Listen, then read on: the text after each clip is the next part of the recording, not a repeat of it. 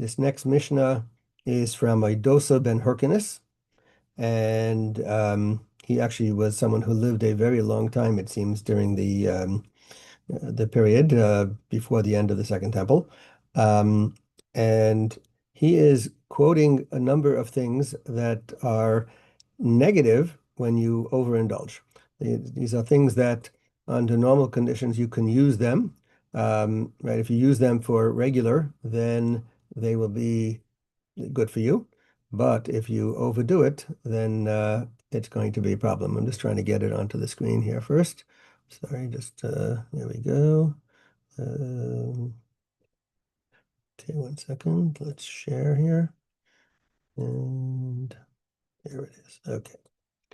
Okay, so Rabbi Yedosa ben Harkanis Omer, he says, Sheina shel shacharis, sleep in the morning, v'yayin shel tzaharayim, and wine in the midday, or the afternoon, or really it's more in the middle of the day, v'sichas hayalodim, and the chatter of children, v'shivas botei chnesio shalam ha'oretz, and gatherings of ignorant people, motzias ha'adam in ha'olam, that takes a person out of the world.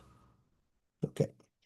I'm going to just do the first one or two for today. Sheina shel shacharis, sleep in the morning and wine in the afternoon. So sleep in the morning, we're talking about obviously person needs to go to sleep. Sleep is very healthy, it's very important, the right amount of sleep. And as the Tiferes Yisrael points it out, he says all of these things are things that are needed for someone to be in really for your health. But if you're not careful with it, you're going to end up causing yourself problems.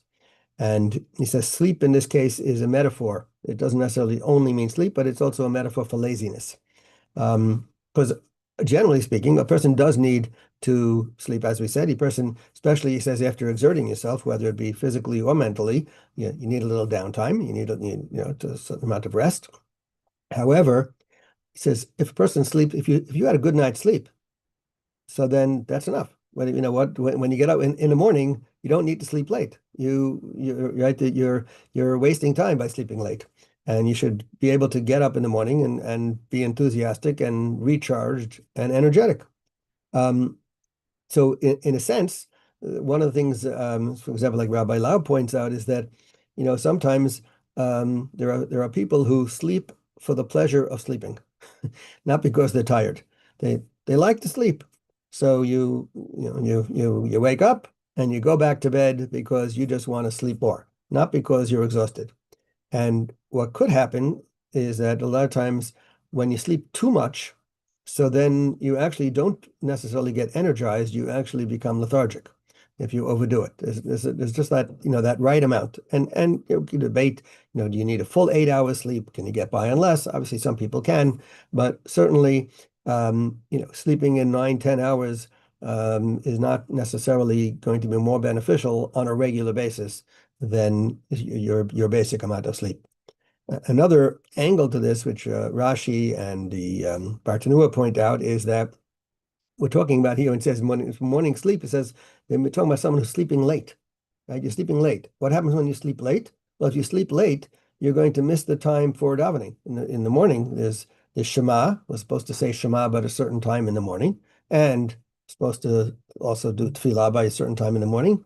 So he says that this is referring to someone who's sleeping beyond the time that they should be saying the Shema. Another angle of it is also if you do too much sleep, then you could end up losing time, right? You're going to be missing time from study, missing time from doing other spiritual pursuits. So again, the idea is you need a certain amount of sleep, but overdoing it is going to cause you to miss the opportunity to do things. Rabbi Lau actually quotes a story of one of the I think it was a Hasidic Rebbe who said he owed all he knew. He said he owed it to a blacksmith because he used to, and it's back in Europe and winters were cold like Ottawa, and he'd have trouble getting up in the morning, to come out from under his covers. So, but when he was in bed, he heard the blacksmith was banging on his hammer, right? And he had trouble falling asleep. So then he said to himself, 1 second, if that blacksmith, he's getting up early to make a few extra dollars to earn a living. So then I should get up early to serve Hashem. I should get up early to do tefillah, to do Torah study. So he'd get up early, and then he got up earlier than the blacksmith.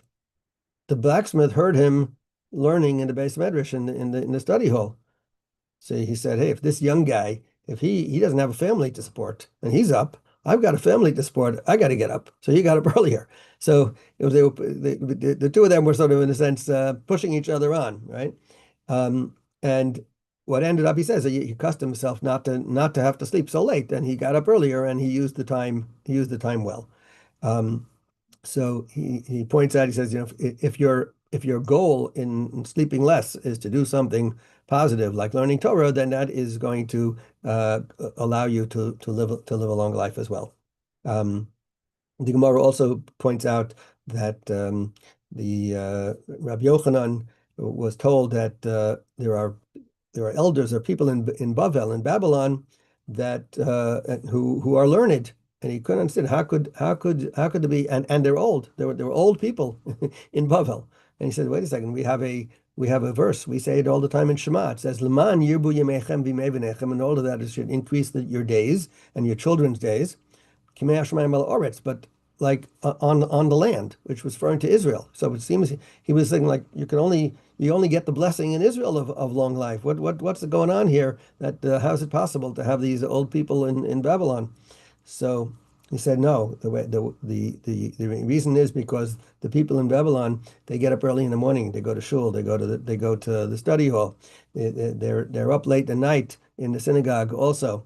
So he says that's the key for them. That doing that is what allows them to extend their lives. So again, the idea being that productive use of your time is what gives you life. And finally, on the sleep front, the Maharal points out that sleep is a physical thing, and it's something that you are physically going to be recharged. He says when a person is sleeping, right, basically all your spiritual dormant, everything's dormant. Like we have that, your soul goes up to heaven. We say Modani in the morning, right? That God returned our soul, right? So we have this idea that a person's spiritual self is kind of dormant when they're sleeping. And the Gemara tells us that sleep is considered 1/60th of death. And he says that basically when a person is sleeping, they're not they're not here, right? You're not able to do anything. So if you sleep too much, you're missing out. You're basically you're spending more time in not living. And that's the idea of leaving this world behind. We'll just spend a moment on the wine that said midday wine, right? Shouldn't drink wine in the afternoon. He says that there's a difference between drinking wine in the morning or in the evening or as opposed to the middle of the day. He says the Pharisee Yisrael points out that overall, wine could be very good for you in moderation, right? We know wine, if you drink a certain, it could be in the morning, wine can sort of get you going.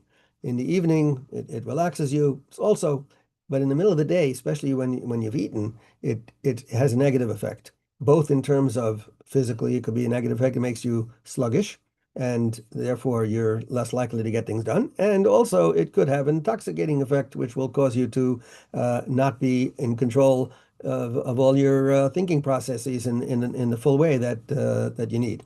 So therefore, indulging in the middle of the day in wine is not a good idea. Maybe that's why they came up with the idea of 5 o'clock, right? That after work, right? But it says Rabbeinu Yonah points out, too much drinking can cause you bittul Torah, cause you not to be studying, but also it can lead you to sin because your decision-making processes are affected. And the Pharisee also points out the whole idea of this idea of midday wine. It's really also a metaphor for pursuing pleasure, but pleasure that's not necessary for your body. Obviously, there's certain pleasures that we need in order to function, but there are lots of pleasures that we don't need to function. He says that's what wine is that metaphor for pleasures that you don't need in order to make your physical self better.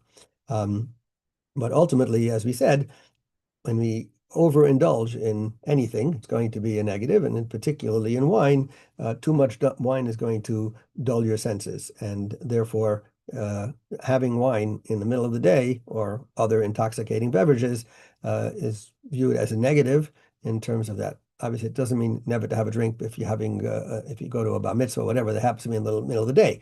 But as a practice in terms of your regular day, your let's say your work day, your normal activity day, that is better not to indulge in the middle of the day. We'll hold it there. Have a great day, everyone.